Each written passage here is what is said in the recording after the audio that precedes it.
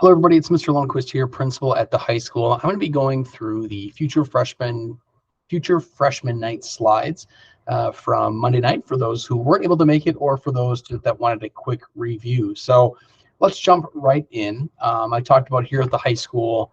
This is our mission and vision, right? We believe that our mission is that we exist to prepare all students, everybody, to be contributing members of society and lead fulfilling lives. And able to do that, and able to accomplish this mission, we kind of have three core pillars of what we do here.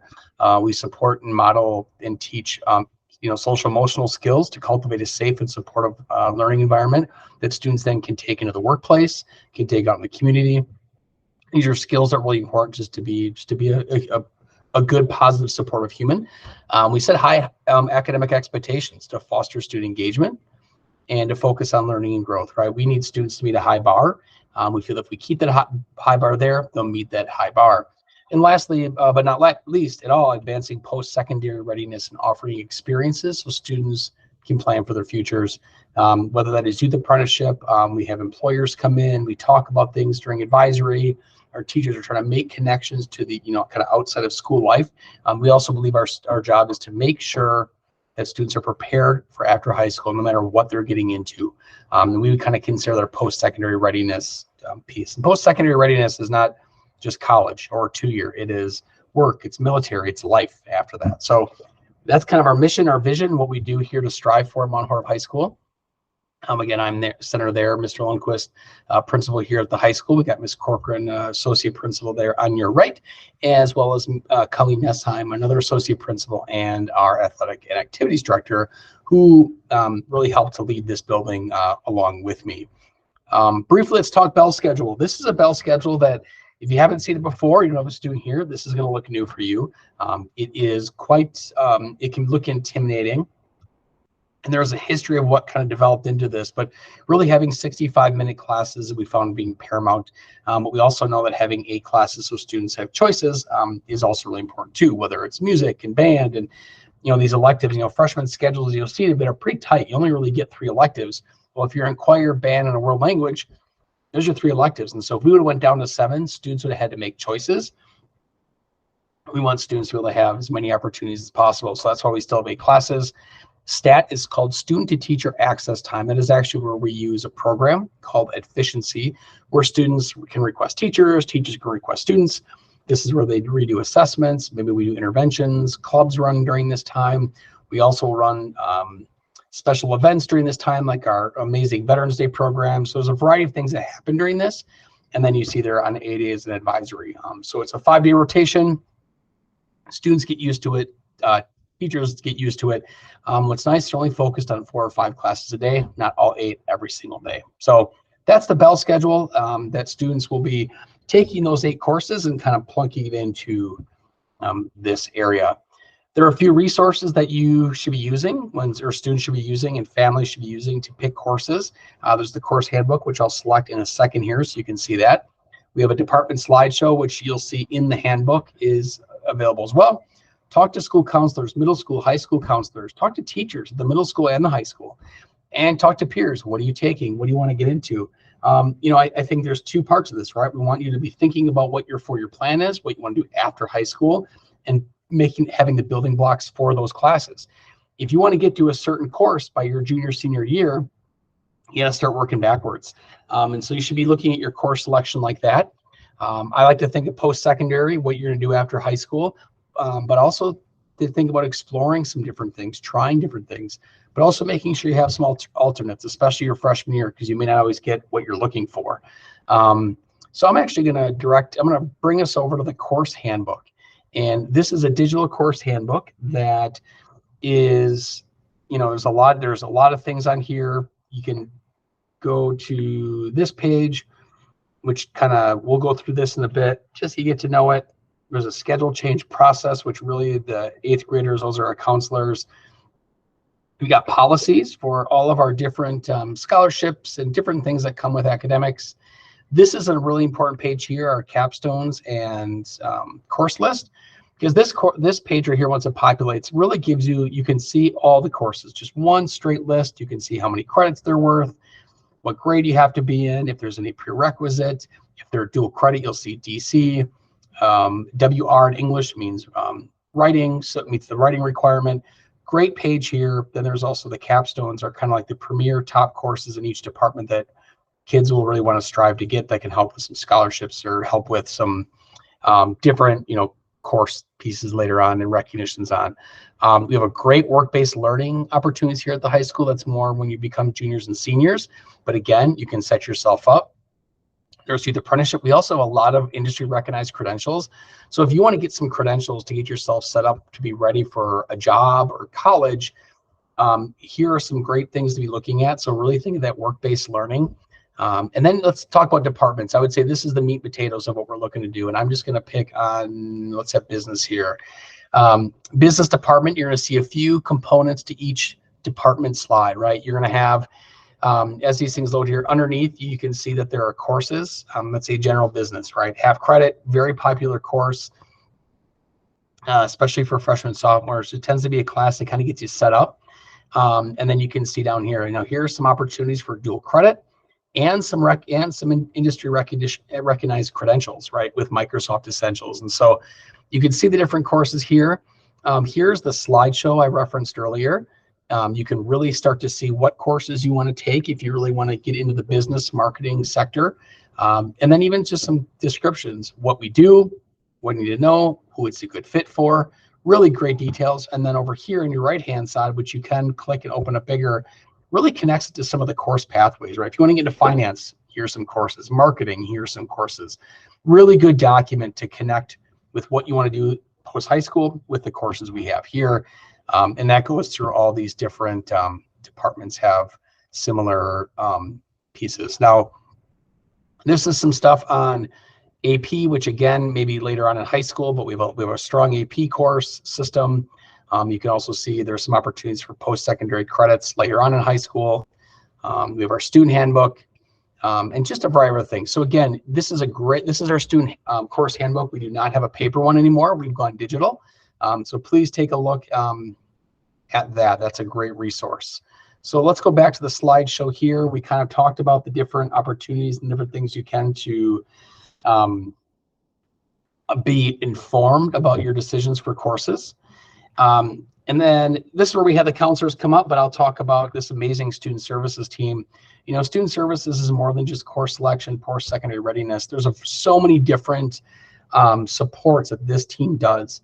And so we've got it listed here. We are very fortunate to have our own high school social worker, our own high school psych, two fantastic counselors, really are the core of this team. And you can see all the different things that they support with special ed, academic career, planning, scholarships, advanced placement, scheduling. Then you have our social worker who's working with basic food needs, people who maybe need some supports, community resources, homelessness, AODA, advocacy for students, just really supporting that whole student.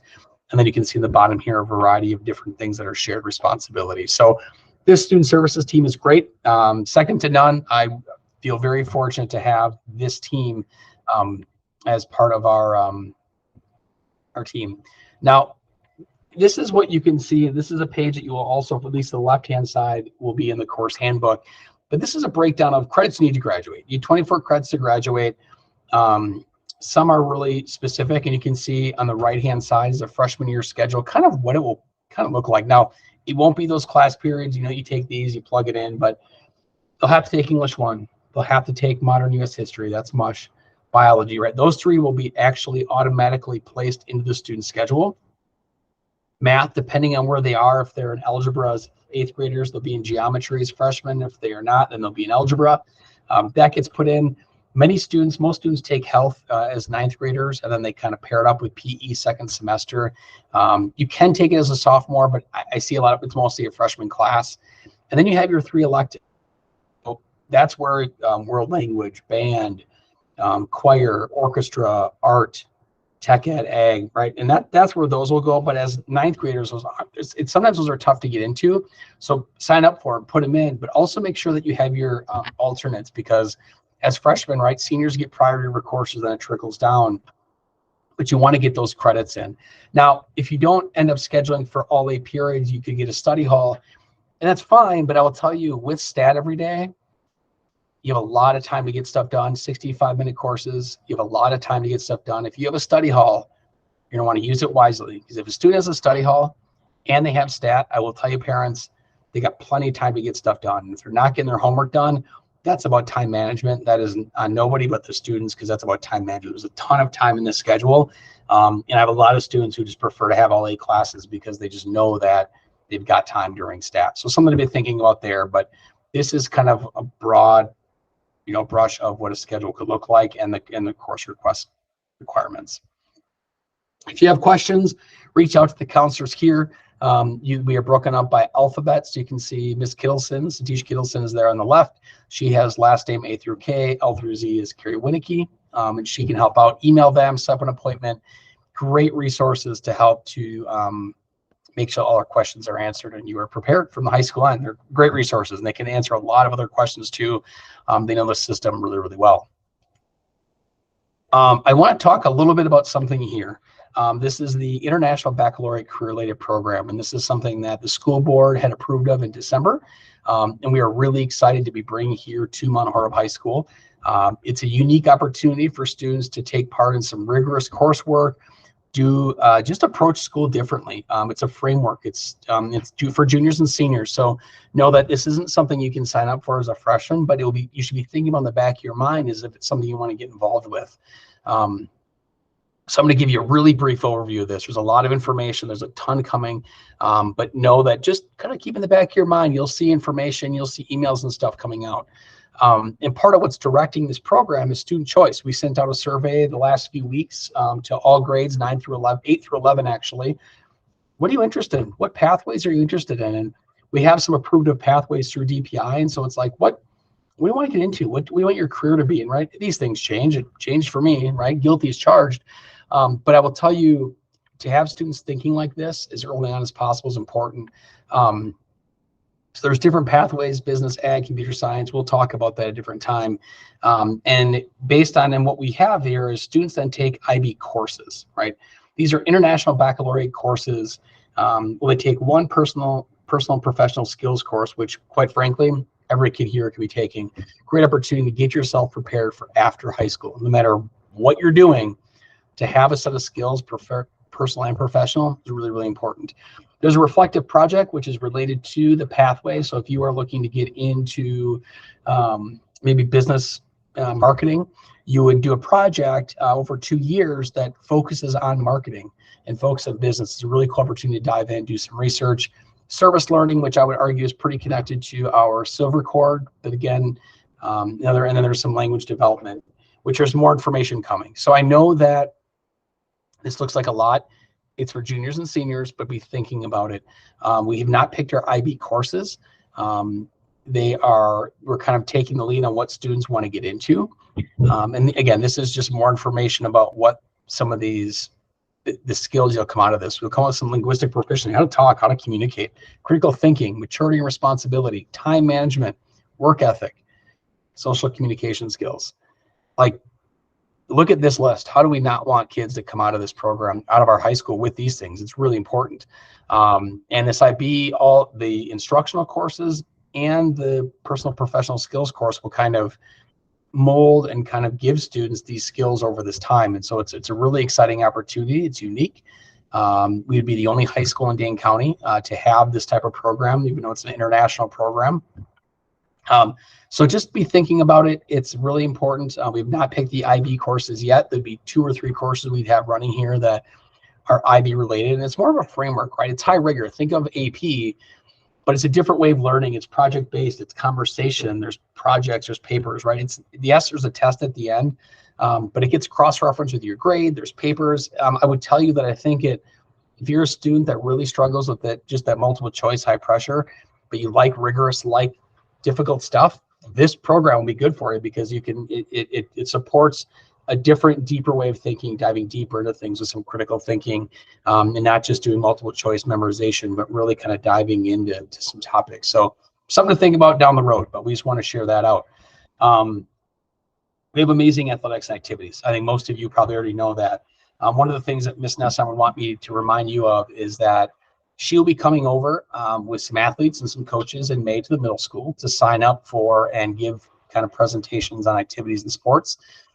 But some of these things start like August 1, and you need a physical, and getting a physical can be difficult. So one of the things we recommend is start thinking about how you can schedule that physical out so your student is ready to be participate. It's really hard. First day of practice comes, cross country or volleyball or football in the fall, and the student can't participate because they don't have that physical. So please make sure that you're getting that scheduled. They'll come out in May to talk stuff, but we have so many activities. You'll also learn about like when sports start, when does esports meet, where does it meet, how does it meet, when does this club meet.